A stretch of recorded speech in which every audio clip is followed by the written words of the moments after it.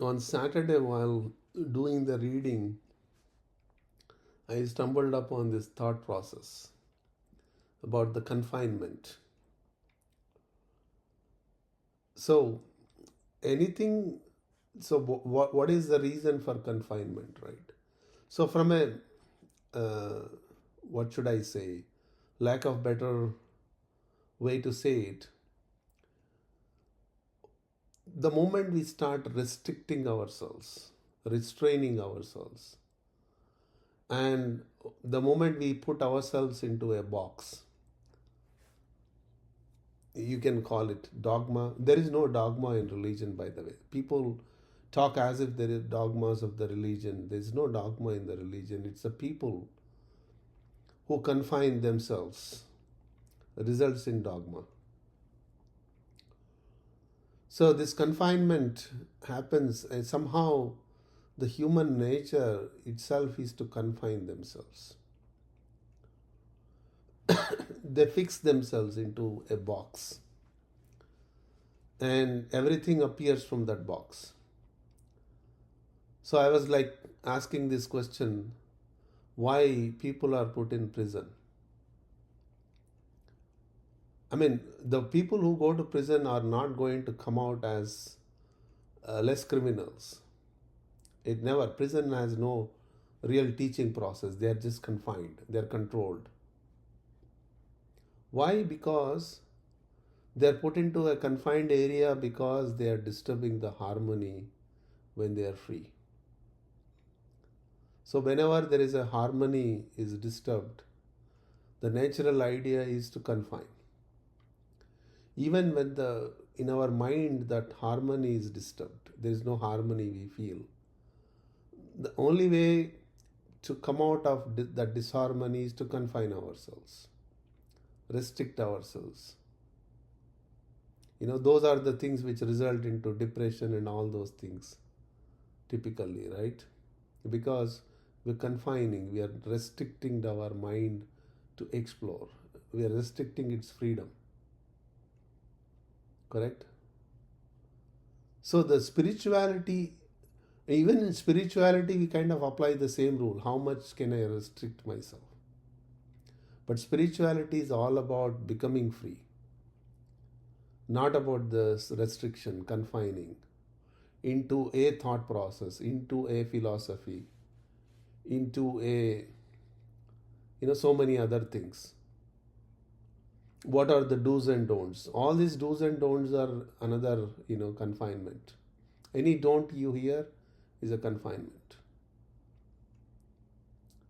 If I have to tell somebody don't, that means I'm restricting their freedom.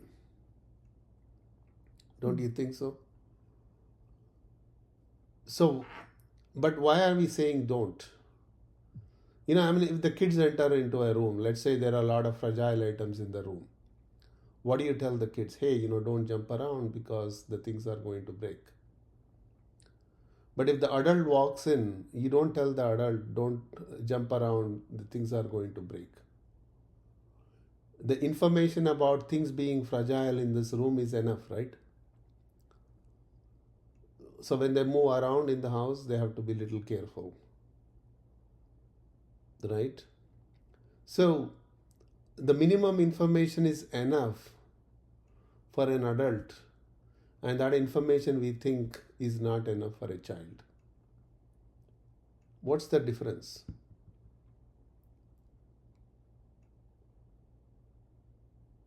Maturity. Maturity.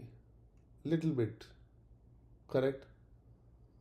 So once we know that this thing should not be done, why do we have to apply any restriction? It should not be done, it should not be done, correct?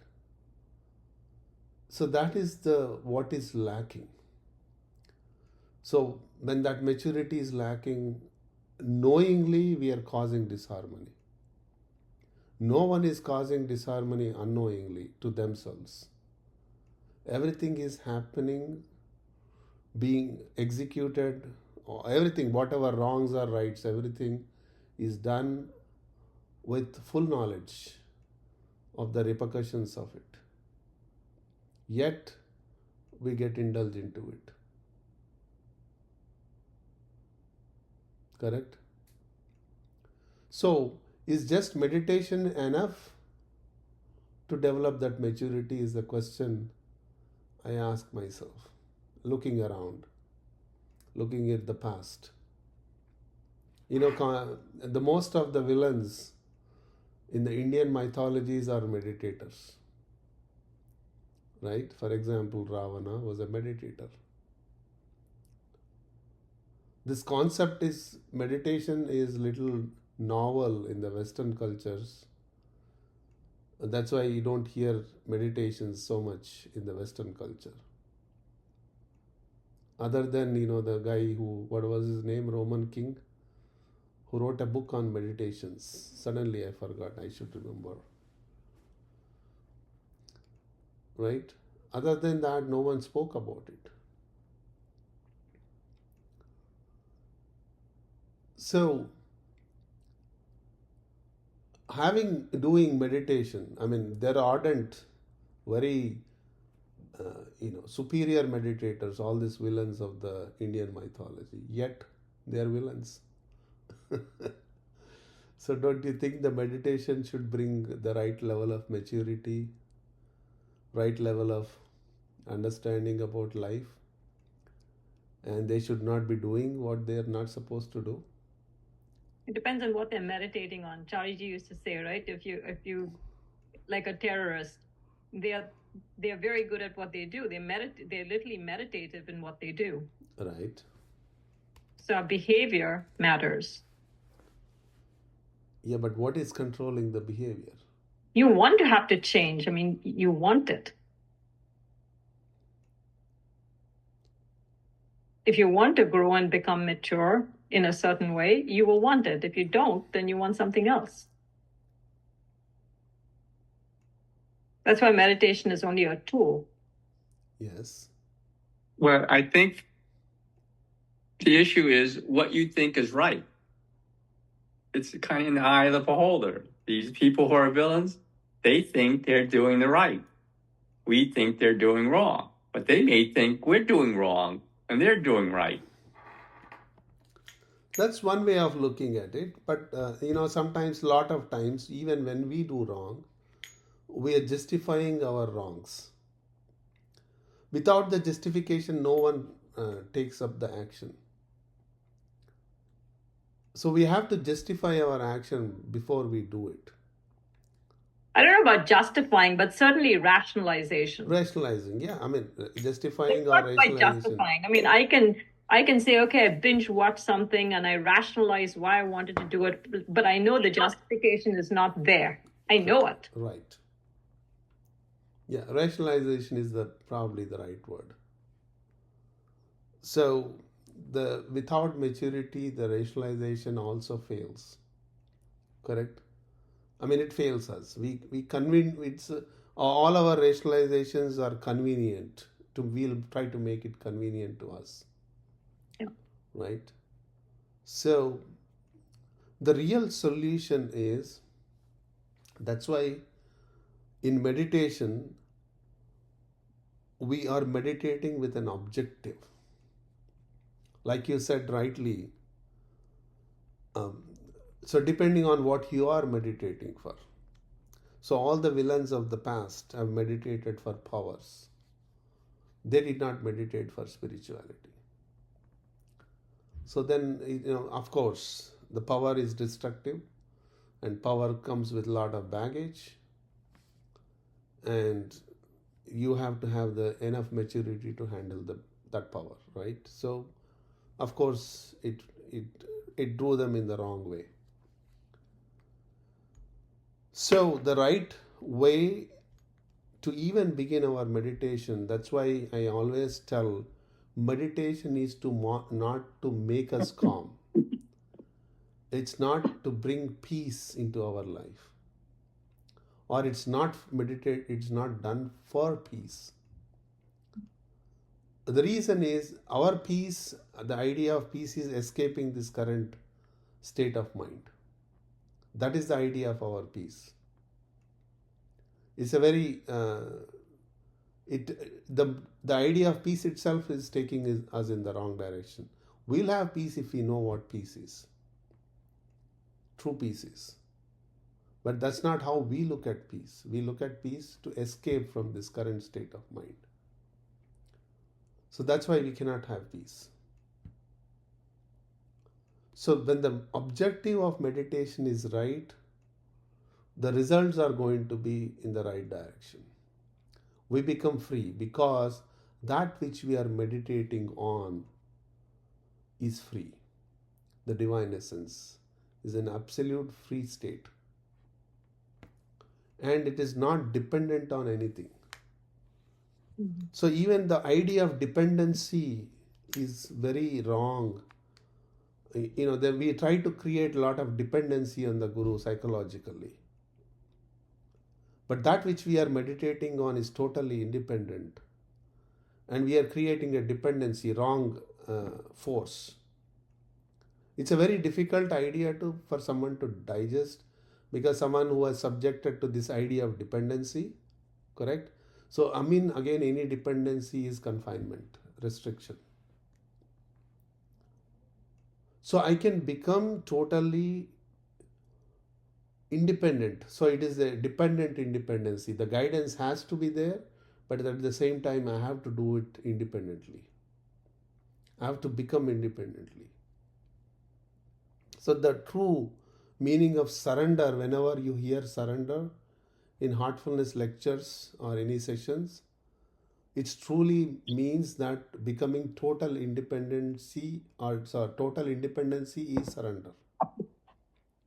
Total freedom is surrender. So because of our idea of this imprisonment, confining, we think surrender as a total dependency. Somehow that idea comes to our mind. Number one, meditation is, we are meditating on the divine essence, which is all free. So there is no restriction there. The mind becomes free, and the mind, when it start acquiring the attributes of the divine essence, it has to mature. And the transmission aids us in that direction.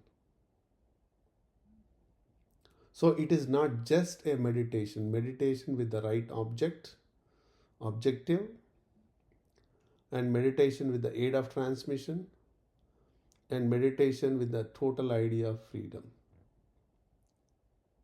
These three things, this is an attitude. If we can bring this attitude into ourselves, then the meditation becomes something else, something more ennobling, enlightening, brings that maturity into us. So it's very essential to bring this attitude in our meditation every time, and this attitude in our life as well, to become independent. So then only I'm moving towards surrender.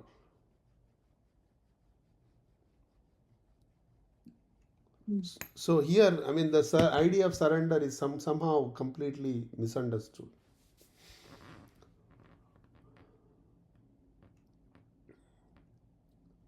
Because if I have to become, yoga means to become one with God, right? How can to become one with means I have all the characteristics of that which I am becoming one with. There is no dependency there. It is totally free. So that's why Babaji says freedom from freedom itself is the real freedom. So there again you think, now you have to constrict yourself. There should not be any freedom. But that's not true. Here the freedom from freedom is by developing that identity with this higher essence. My identity. So when I say, what is my identity? I have certain ideas of what I am, who I am. This is a very limited identity. But when my identity develops into this divine essence, then it's a total expansion of consciousness for that identity to come into myself. So in this instance, is divine essence and soul the same thing? yes.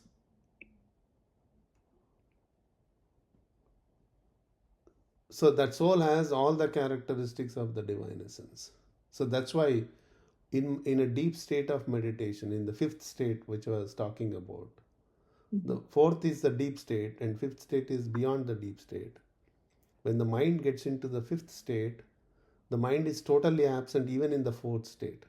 But in the fifth state, consciousness starts identifying, become aware of this soul, divine essence. And it brings that experience, that identity back to the mental status when we come out of meditation. So what we call the information or the feeling, the state of mind which we enter into, when that information comes back into the state of mind, is what we call condition. So when I can connect with that condition without having to meditate, I am in that state. That is what we call constant remembrance. So when that remembrance is developed, slowly I always identify myself with that condition. So it's a total matured state. So from that state, if I am attending to my to all aspects of the world, worldly duties or worldly aspects, then you always work from that maturity. So I cannot possibly commit anything which would harm myself or which would harm anybody, directly or indirectly. Correct? So that is the state we want to be in. Then everything feels good. So the other day the Sunday I was giving a meditation at villages, and somebody upstairs are dragging all the tables and chairs. You can hear the voice. But in a deep meditative state, I was feeling it like a music. My mind is feeling it like a music. Right? So that's what happens when we go into the divine state. Everything is in harmony. The more harmonious I become with this nature, that's why in tune with nature, what Babaji calls it.